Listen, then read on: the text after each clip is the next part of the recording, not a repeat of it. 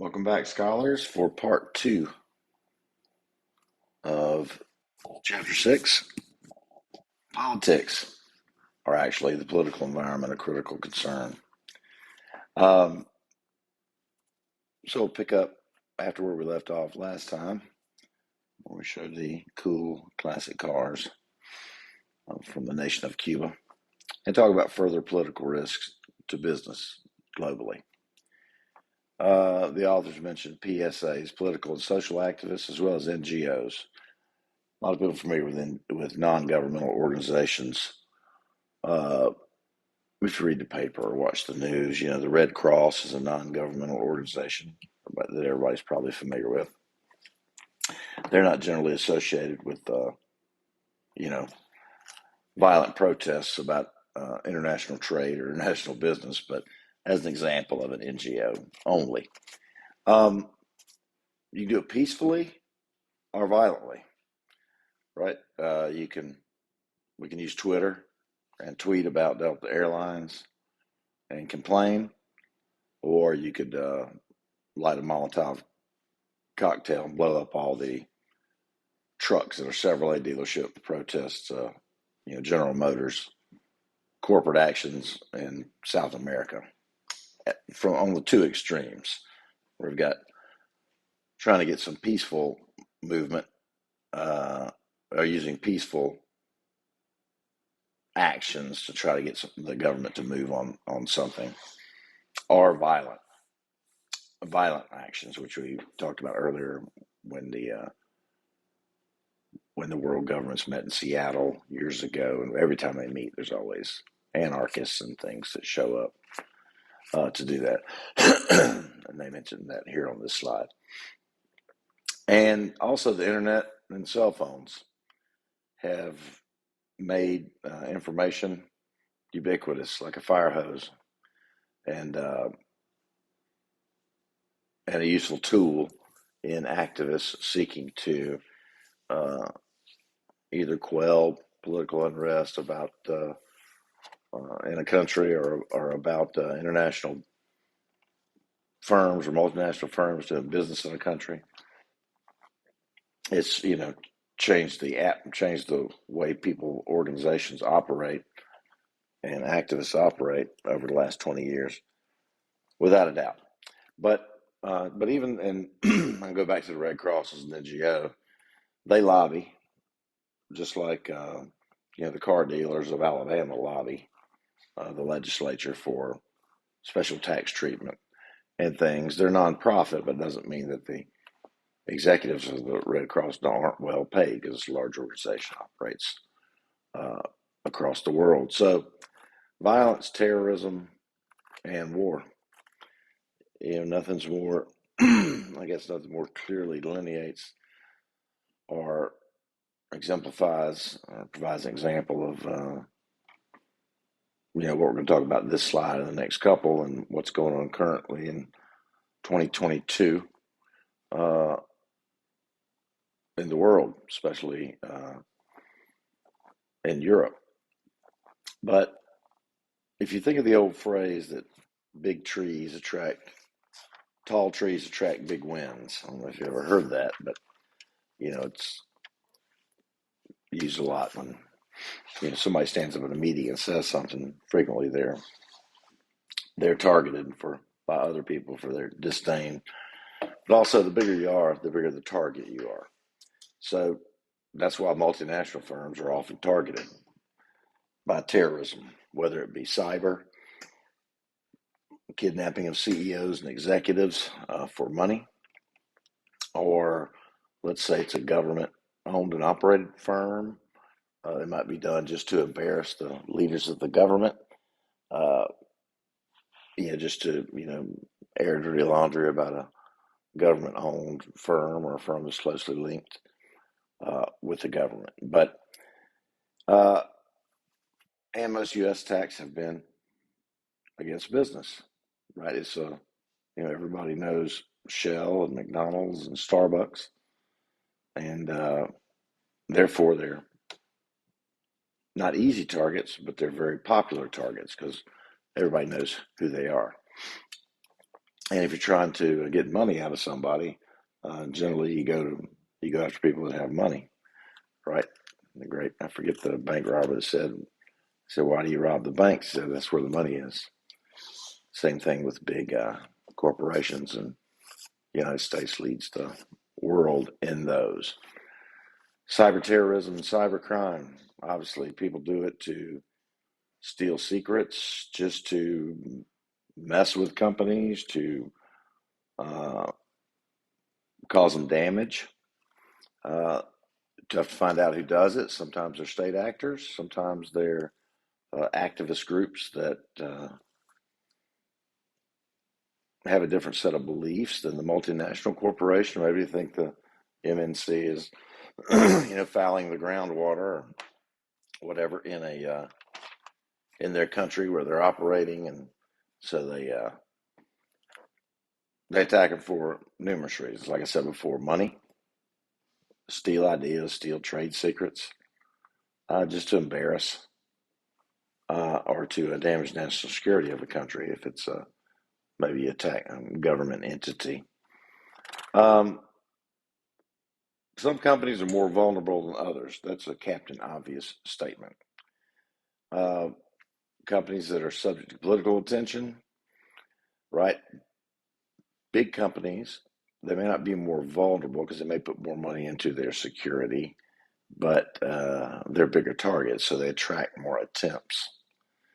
Um, and then less vulnerable companies, uh, maybe the country really needs that firm, so the government and maybe all the entities of the country seek to protect those firms less than others who they may be a little more wishy-washy on or lukewarm about them even being there. How do you figure out how attractive a target are you? We're going to come to it just in a few slides later. There's really no, it's more of a qualitative thing than a quantitative thing, but there are some frameworks you can use uh, to measure how attractive you are as a target for political vulnerability. So the best way to avoid attracting damaging actions toward your firm is to be a good corporate citizen, especially with the host country, right? And if you're helping the host country with their goals for the economy, or they want to build nationwide railroads, and you're helping in that, and you're active in the community, and the host country population sees that you're good for the country and not just maybe perceived to be taking advantage of some things, that's a good way to avoid uh, political or to diminish your political vulnerability. Um, they at the bottom of the slide they talk about the European Union banning hormone-treated beef, even though the World Trade Organization says there's really no scientific basis. But it's perception and reality. Uh, in marketing, perception can be as important as reality. Because if I tell you that my product is great, and you say, "Well, my girlfriend used it, and she said it was terrible," and I say, "Well, she's wrong." I said, "Well, my uncle also bought some, and he said it didn't work like it was supposed to." I said, "Well, then he's wrong," and I can continue to yammer at you to convince you that you're wrong, but after a little while, that one of two things exists in your mind. Either I don't understand what's in your mind, or I'm trying to convince you that what you have in your mind is incorrect. Neither of those is a winning argument uh, for the marketer. So you can, again, we'll come to some, how do we know what kind of political risk uh, that we have? Evaluate the influence of politics and international business decisions. That's a boring sentence. And estimating the level of risk. Well, how do we do that? Government failure is a great source of risk. It's the reason that struggling governments find it hard to attract firms or big multinational firms into their country because there's just not the stability they're looking for when they commit a lot of capital uh, into a country. I don't know if we do have this. I couldn't remember if I left it in there or not. They give this chart in the book of the most fragile states in order of closest to failure. A lot of these you recognize, many of them are on the same continent. But I wonder if when you're looking at this, one of them stands out to you and you think, well, that's dangerous. It's not South Sudan or Yemen, which is torn apart by infighting and civil war, as is Syria. But over here, number 18, Pakistan. Why does that stand out as being terribly scary that it's on the list of most fragile states? Because they're also a nuclear state. They have nuclear weapons. And they're listed as being the 19th most fragile or closest to failure in the world. And that should be terribly scary for everybody. Even though this ranking is a couple years old, they're still on the list. So how do we lessen our vulnerability? Well, the narrative of many countries toward multinational corporations are that companies, they come in to steal our resources, underpay our people, exploit our wealth, and then ship the profits back to their home, their home operation, wherever that happens to be, Europe, United States, Canada, wherever. So what you should seek to do, or international businesses should seek to do, is to be seen as adding value to the country, the whole country, by creating jobs, paying taxes, training workers, teaching them skills, not only to work in your operation, but in others. Locally source what you use. Don't bring everything in to make your product from somewhere else. Buy some from there. And again, like I said before, being a good corporate citizen can help. Is it the complete answer? Generally, no. But it's a good way to do it because that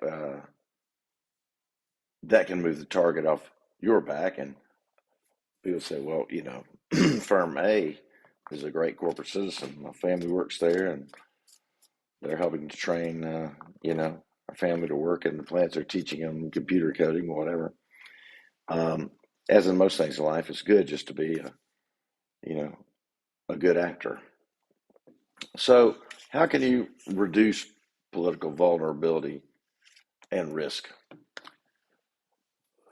The authors list these 6, starting with joint ventures. So we decide to go into a country and we're going to build our product. So we go to the country and we partner up with a company that's already in that country, and we do it together. So that makes us a little less susceptible to political harassment, because if they harass us, they're also harassing the home firm that hopefully is a good corporate citizen there and has been for a while and pays taxes and contributes to the country. Expand the investment base. So bring in several investors. Make one of them, if you can, if you're going to be doing business in Germany, make one of them a German bank that they're investing in the business. That tends to keep the government from causing you trouble. Licensing and franchising. Everybody knows how franchising operates. Some McDonald's are owned by McDonald's. Most are owned by individuals who pay McDonald's a fee for the ability to have a McDonald's. So instead of going into these, let's say, Latin American countries and opening our locations, our sandwich shops or whatever, we just license the ability for local people to do it, and we provide them the business model to do it. Either by we license them, uh, we give them a license to create, to make our sandwiches down there, or to build one of our stores down there. That way, it's locals that own it, um, and the front-facing person in the sandwich store is an indigenous person of that area. Planned domestication. We talked earlier about expropriation and companies taking over businesses either all at once or bit by bit. Well, you can flip that around and do it on the business end. So you start a business in another country internationally, and over time you bring in uh, locals to participate in the business. As a plant manager, maybe an operations manager, the accounting function, whatever. You bring people in on purpose, and over time, it will be more of a domestic operation than it is an international uh, operation. That's planned uh, domestication. Bargaining. Every company has lobbyists that bargain and